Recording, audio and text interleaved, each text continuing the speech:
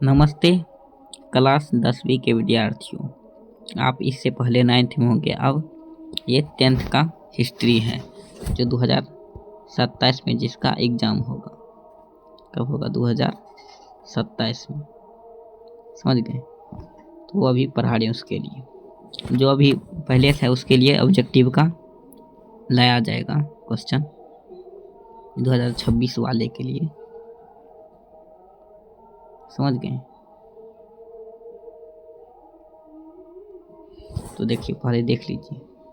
देखिए, यूरोप में राष्ट्रवाद। देखिए 1 से 22 तक पेज है। असाम्यवाद एवं राष्ट्रवाद 1 से 23 तक। आज हम चैप्टर 1 पढ़ाएंगे, यूरोप में राष्ट्रवाद। उसके बाद देखिए तीसरा चैप्टर में। देखिए तीसरा चैप्टर कितना है? 43 से 66 तक भारत में राष्ट्रवाद। चैप्टर 4 है। तो सेकंड अर्थशास्त्र और आजीविका, शहरीकरण एवं जीवन, व्यापार और भूमंडलीकरण। 8वें देख लीजिए। 8वें है प्रेस, संस्कृति एवं राष्ट्रवाद। ये अंतिम। हिस्ट्री में कितना? हिस्ट्री में कितना? 8 चैप्टर है। 8 चैप्टर को पढ़ना है। इस सिलेबस में हिस्ट्री में 8 चैप्टर हैं। 8। तो चलिए अब पढ़ेंगे पहला चैप्टर। पहला चैप्टर का नाम है यूरोप में राष्ट्रवाद। इसका कलर चेंज कर देते हैं। पहला चैप्टर का नाम है यूरोप में राष्ट्रवाद। देखिए पहला चैप्टर है, इसका नाम है यूरोप में राष्ट्रवाद। तो चलिए आप पढ़ते हैं, स्टार्ट करते हैं पढ़ने के। ये इकाई यानी समझते हैं चैप्टर कितना है? चैप्टर 1 है। आज इसको पढ़ेंगे और अच्छा से समझाएंगे। समझ गए? तो चलिए अब यहाँ से पहले पढ़ना स्टार्ट करते। देखिए, राष्ट्रवाद आधुनिक विश्व की राजनीतिक जागरूकता का प्रतिफल है। पूछा जाएगा राष्ट्रवाद क्या का प्रतिफल है? तो राजनीतिक जागरूकता का प्रतिफल। देखिए राष्ट्रवाद जो है आधुनिक विश्व की जागरूकता का प्रतिफल है। जागरूकता समझते हैं ना? जागरूकता का प्रतिफल है। यह एक ऐसी भावना है जो किसी विशेष भौगोलिक, सांस्कृतिक या सामाजिक परिवेश में रहने वाले लोग को एकता की वाहक बनाते हैं। देखिए राष्ट्रवाद ऐसा साधन है जिसके द्वारा आप एक साथ होकर देश के प्रति समर्पण होते हैं। जैसे आर्मी हो गया, ये आर्मी, डॉक्टर, ये सब क्या हो? देश के लिए आर्थिक समर्पण रहता है। आर्मी का तो जानवे करते हैं। तो ये समझ गए। इसके बाद जो राष्ट्रवाद आधुनिक विश्व की राजनीतिक जागरूकता का, राष्ट्रवाद क्या है? राष्ट्रवाद आधुनिक विश्व की राजनीतिक जागरूकता का प्रतिफल है। यह एक ऐसी भावना है जो किसी विशेष भौगोलिक, सांस्कृतिक, सामाजिक परिवेश में रहने वाले लोगों को एकता का वाहक बनाती है। समझ गए? आपको सबसे पहला इसमें हम पढ़ा। ये तो बुक आपका भी, आप अपने से भी पढ़ सकते हैं, लेकिन आप मेरे यहाँ किस लिए पढ़ने के लिए? इसलिए पढ़ने का आए हैं ताकि हम और अच्छा से आपको समझा पाए ये बात। क्योंकि एनसीईआरटी में सीधी बात नहीं लिखा रहता है, उसको समझाना पड़ता है। तो आप इसीलिए पढ़ने आते हैं। समझ गए? तो इसको समझाना मेरा पहला कर्तव्य। देखिए राष्ट्रवाद की भावना, ये बहुत पेन मोटा है, इसको पतला कर देते हैं, नहीं तो ये वाला ले लेते हैं। राष्ट्रवाद की भावना का बीजारोपण यूरोप में पुनः जागरण के कारण से हो चुका था। देखिए राष्ट्रवाद जो है ना, इसका बीजारोपण यानी इसका शुरुआत कहाँ से हुआ था? किसके कारण? यूरोप में पुनः जागरण के कारण से हुआ था। कहाँ में? यूरोप में पुनः जागरण के कारण से हो चुका था। परंतु अब देखिए 1789 ईस्वी में, 1789 ईस्वी में, देखिए 1789 ईस्वी की फ्रांसीसी, 1789 में पूछा जाए कौन सा क्रांति हुआ था? फ्रांसीसी क्रांति। 1789 में कौन सा क्रांति? फ्रांसीसी क्रांति हुआ था। अब देखिए यह उन्नत रूप से प्रकट हुई। क्या हुई? ये उन्नत रूप से प्रकट हुई और ये 19वीं शताब्दी में क्या हो? 19वीं शताब्दी में तो यह उत्तम एवं आक्रामक रूप सामने आई। उत्तम एवं आक्रामक रूप सामने आई। इसके कारण भी यथेष्ट थे और परिमाण भी युगांतकारी थे। क्या थे? परिमाण कैसा था? युगांतकारी था। समझ गए? आपको बिल्कुल यहाँ पढ़ाया जाएगा फ्री में। समझ गए? पूरा क्या था? युगांतकारी था। अब देखिए अब यहाँ से पढ़ेंगे यूरोप में राष्ट्रीयता की भावना के विकास। अब देखिए यूरोप में राष्ट्रीयता की भावना के विकास। अब देखिए यूरोप में राष्ट्रीयता की भावना के विकास फ्रांसीसी देखिए फ्रांस की राज्य क्रांति तत्पश्चात नेपोलियन के आक्रमण ने महत्वपूर्ण योगदान दिया। अब देखिए ये जो यूरोप में राष्ट्रीयता की भावना के विकास में, यूरोप में जो राष्ट्रीयता की भावना के विकास हुआ कैसे, उसका क्या था, उसका तत्पश्चात नेपोलियन का आक्रमण महत्वपूर्ण योगदान था। किसका था? नेपोलियन का आक्रमण महत्वपूर्ण योगदान था। यहाँ से फ्रांसीसी क्रांति ने राजनीतिक को अभिजाति वर्गीय अभिजाति वर्ग में परिवेश से बाहर कर उसे अखबार सड़कों और सर्वसाधारण की वस्तुएं बना दिया। सर्वसाधारण की वस्तुएं बना दिया। यूरोप के कई राज्यों में नेपोलियन के अभियान द्वारा नवयुवक का संदेश पहुंचा। पूछा जाएगा किसके द्वारा नवयुवक का संदेश पहुंचा था? नेपोलियन के द्वारा। किसके द्वारा? नेपोलियन के द्वारा पहुंचा था। ये जो नेपोलियन के द्वारा अभियान नवयुग का संदेश पहुंचा था। उसके बाद देखिए यही है नेपोलियन, देखिए इसका फेस, यही है नेपोलियन।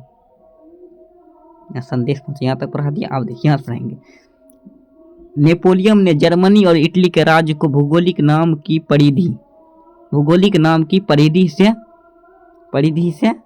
कर उसे वास्तविक राजनीतिक रूपरेखा प्रदान किया। अब देखिए ये जो था नेपोलियन ने जर्मनी और इटली, देखिए जर्मनी और इटली के राज्य को भूगोलिक समझते हैं ना, पृथ्वी के बारे में, भौगोलिक नाम की परिधि।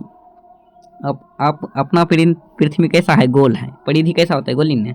परिधि से बाहर कर उसे वास्तविक एवं राजनीतिक रूपरेखा प्रदान करती है, जिसे इटली और जर्मनी के एकीकरण का मार्ग प्रशस्त हो। यानी इटली और जर्मनी के एकीकरण के लिए और असुलता हो, यानी शॉर्टकट हो गया, जिसे प्रशस्त कहते, मार्ग प्रशस्त हो गया हुआ।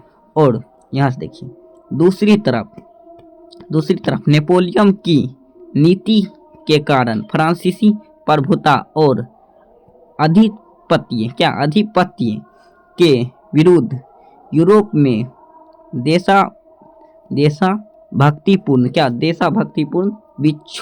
विक्षोभ भी जागा। नेपोलियन के पतन के बाद, अब देखिए नेपोलियन का जो पतन, यानी नेपोलियन का राज्य खत्म हो गया। तब पतन मतलब होता है खत्म, पतन मतलब क्या हो गया? उसका खत्म हो गया, उसका राज्य शासन था जो।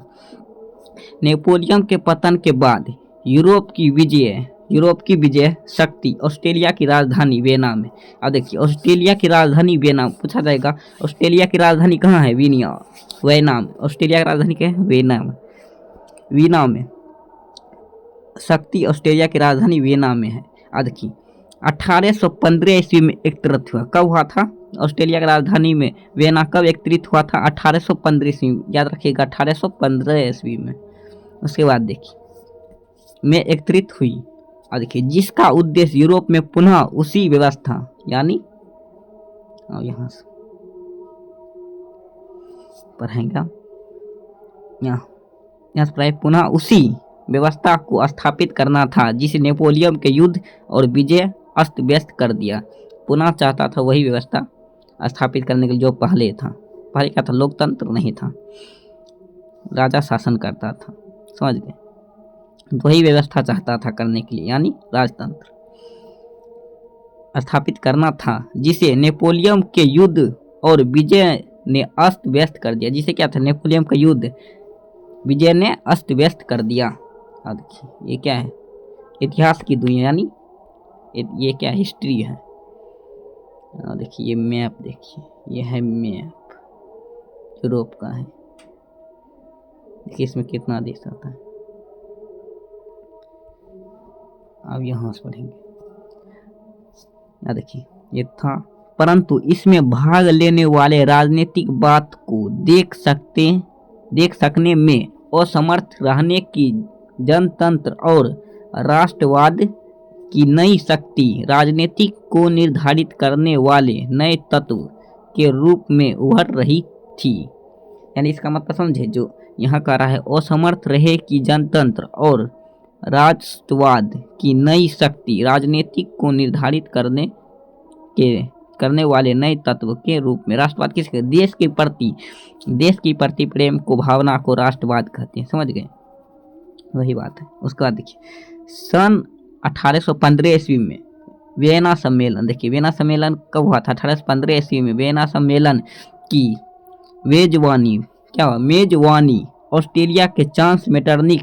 ऑस्ट्रेलिया का चांसलर कौन था? पूछा जाएगा ऑस्ट्रेलिया का चांसलर कौन था? मेटरनिक। ये याद रखिएगा, ऑब्जेक्टिव में पूछा जाता है। जो ऑस्ट्रेलिया यहाँ जो है ऑस्ट्रेलिया के चांसलर कौन था? ये मेटरनिक। कौन था? मेटरनिक था। ऑस्ट्रेलिया का चांसलर मेटरनिक था। ऑस्ट्रेलिया के चांसलर, ध्यान रखिएगा, इसको हम क्या बोलते हैं, याद रखिएगा। ऑस्ट्रेलिया के चांसलर मेटरनिक ने क्या था? उसके बाद जो घोर प्रतिक्रियावादी था, क्या था? जो घोर प्रतिक्रियावादी था। इस सम्मेलन में ब्रिटेन, रूस, पर्सा, ऑस्ट्रेलिया जैसे यूरोप शक्ति ने मिलकर ऐसी व्यवस्था की जिसका मुख्य उद्देश्य यूरोप में उस शक्ति संतुलन को स्थापित करना था। अब देखिए यहाँ सुनिए, करना था। ये देखिए है मेटरनिक। ये कौन है? यही है मेटरनिक। देखिए ये मेटरनिक। तो चलिए यहाँ सुनेंगे। जिसे नेपोलियन के युद्ध के समाप्त कर दिया गया, जिसे नेपोलियन के युद्ध में समाप्त कर दिया, यानी इसे मान दिया गया।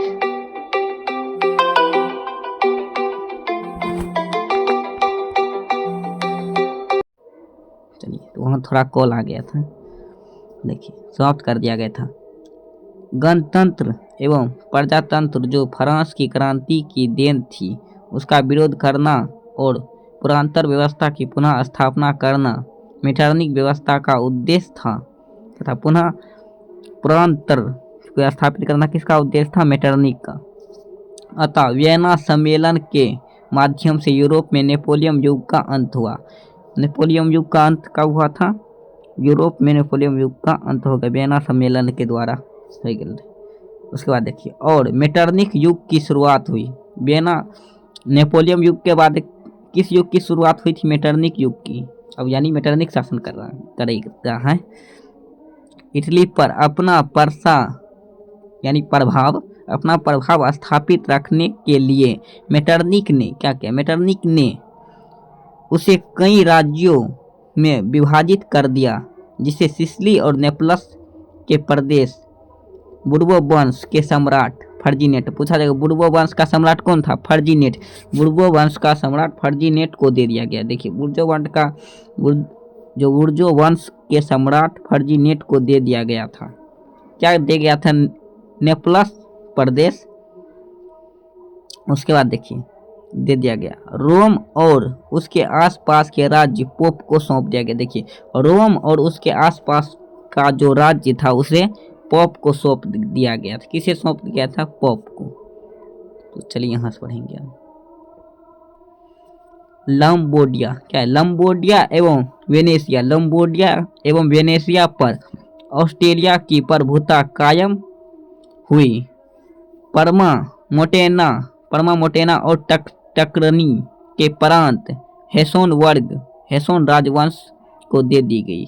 देखिए परमा और मोटेरना और टर्कनी के प्रांत किसे दे गए थे? हेसोन वर्ग राजवंश को दे दिया गया था। उसके बाद ये तथा जनेवा और सार्डिनिया पीडमाउंट, देखिए जनेवा और सार्डिनिया पीडमाउंट के राजा सम्मिलित कर दिए गए। जर्मनी में 39 रियासत संघ कायम रहा। जर्मनी में कितने? 39 रियासत संघ थे, 39 गो।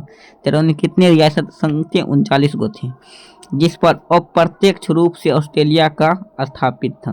देखिए ऑस्ट्रेलिया का 39 रियासतों पर संघ पर अधिकार था, स्थापित किया था, यानी उस अधिकार हुआ। तथा हर संभव प्रयास किया गया कि उनमें राष्ट्रीयता की भावना नहीं जागे, यानी राष्ट्रीयता की भावना जागे तो क्या होगा? यूरोप का लोग चाहेगा जो हम आज़ाद हुए, उसका भावना को दबाने के लिए ऐसा किया जा रहा था, सबको अलग अलग कर रहा था। मेटरनिक ने फ्रांस में भी पुनः प्रांत व्यवस्था की पुनः स्थापना की। क्या कहते हैं? मेटरनिक ने फ्रांस में भी पुरातन व्यवस्था की पुनः स्थापना की। इस तरह वियना सम्मेलन प्रक्रियावादी शक्ति की विजय हुई, लेकिन यह व्यवस्था अस्थायी साबित नहीं हुई और जल्द ही यूरोप में राष्ट्रीयता की भावना प्रयास हुआ, जिससे यूरोप के लगभग सभी देश प्रभावित हुए। अधिक राष्ट्रीयता की भावना तो उत्पन्न हो गया, जो सोच रहा था नहीं होगा वो तो हो गया उत्पन्न। अब देखिए कैसे आज़ाद होने में क्या क्या होता है। फ्रांस में वियना व्यवस्था के तहत क्रांति के पूर्व की व्यवस्था को स्थापित करने के लिए बुर्बो राजवंश स्थापित किया गया था तथा लुई 18वां, अब देखिए लुई 18वां फ्रांस का राजा बना था। लुई 18वां कहाँ का राजा था पूछा जाएगा तो फ्रांस का राजा था।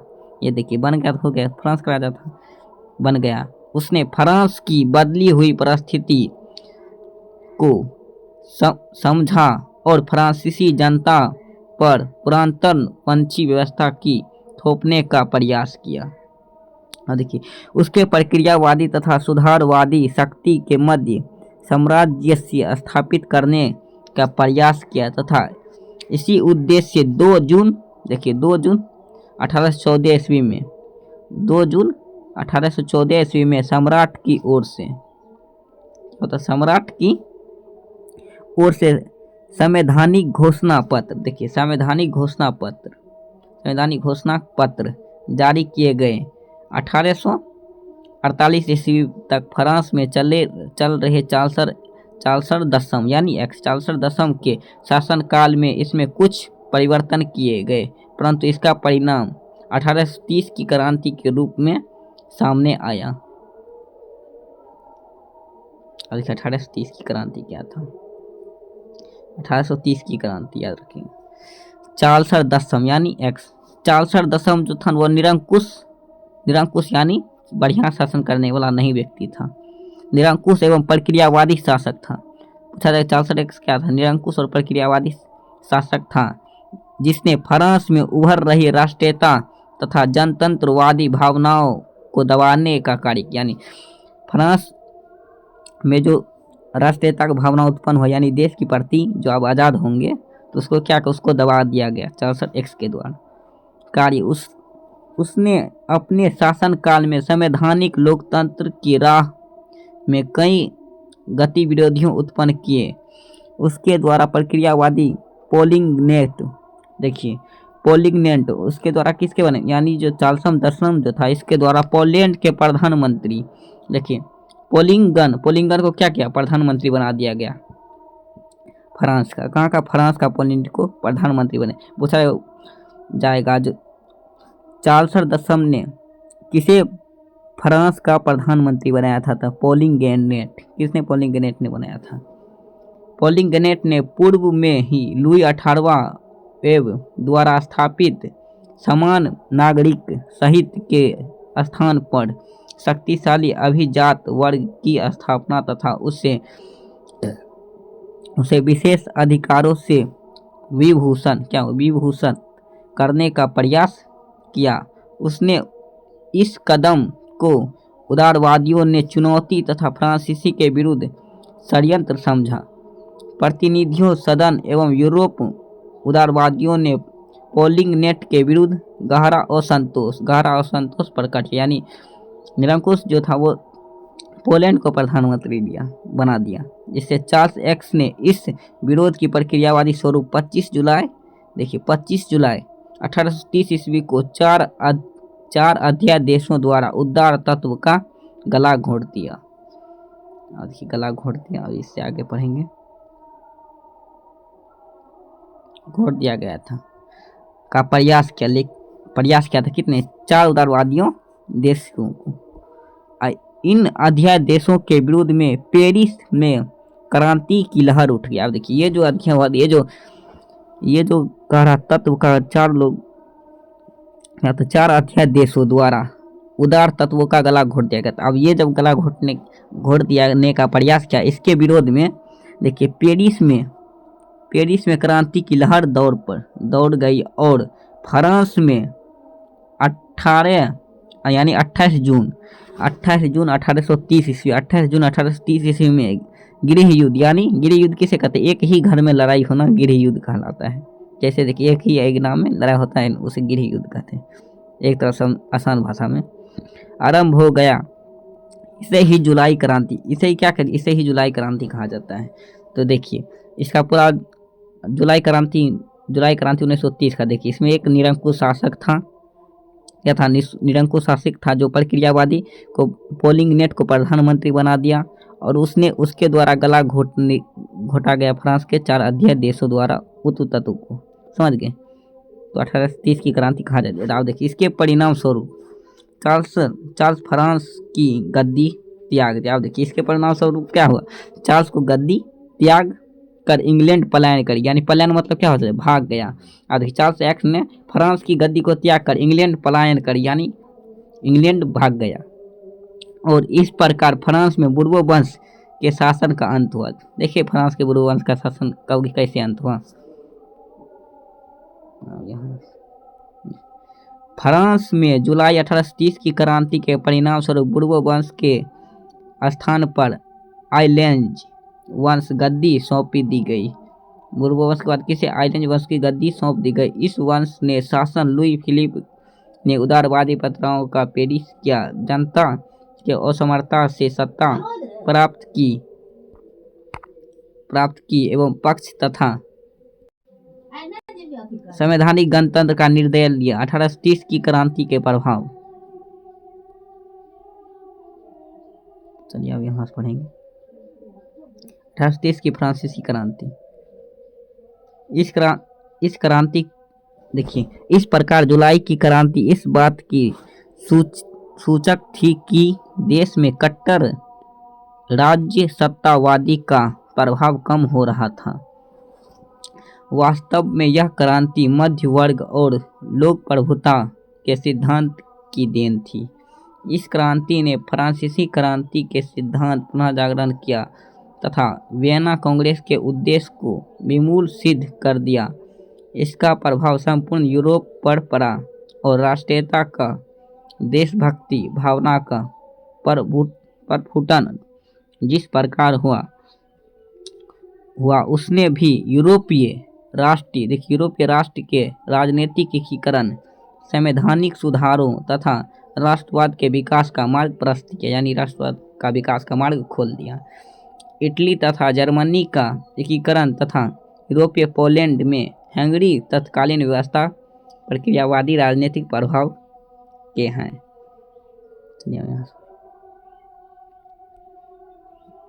अब कारण, आंदोलन उठ खड़े हुए। आगे चलकर फ्रांस में भी लुई फिलिप के खिलाफ आवाज उठने लगी, जिससे फ्रांस में एक और क्रांति की भूपृष्ठ तैयार हो गई।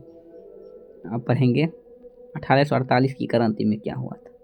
देखिए सन 1848 की क्रांति, लुई फिलिप एक उदारवादी शासक था। देख क्या था, लुई फिलिप एक उदारवादी शासक था, परंतु बहुत अधिक महत्वाकांक्षी, यानी अपने के लिए बहुत काम करता था, जनता को उसको कोई फिक्र नहीं था, महत्वाकांक्षी था।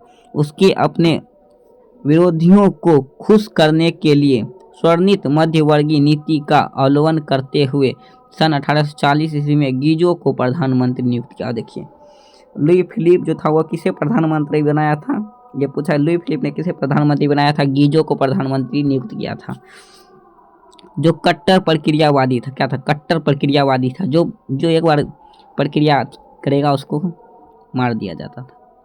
वह किसी भी तरह के वैधानिक, सामाजिक एवं आर्थिक सुधार के विरुद्ध था, यानी लोकतंत्र का स्थापना नहीं होने दे रहा था। यह किसी भी विरोध में यह क्या करता था, जनता कोई विरोध करता तो उसको दंड के दमन करते, यानी उसे नष्ट किया जाता था। लुई फिलिप ने पूंजीपति वर्ग को साथ रखना पसंद किया। देखिए लुई फिलिप ने यही गलती किया, पूंजीपति वर्ग को साथ रख लिया था, जिससे शासन के कार्य में अभिरुचि नहीं था, और जो अल्पमत, लुई फिलिप जो था उसको शासन अभिरुचि नहीं था, जो अल्पमत में भी था, उसके पास किसी भी तरह का सुधारणात्मक कार्यक्रम नहीं था, और ना ही उसे विदेश नीति में भी किसी तरह का सफलता हासिल हो रही था। उसके साथ काल में संदेश, देखिए यहाँ पढ़ेंगे और देखिए उसके शासन काल में, देखिए उसके शासन काल में देश में भूखमरी, ये जो लुई फिलिप जो था उसके शासन में काल में देखिए इसमें वहाँ क्या हुआ था, भूखमरी एवं बेरोजगारी व्यापक होने लगी, जिसके वजह से गीजों की आलोचना होने लगी।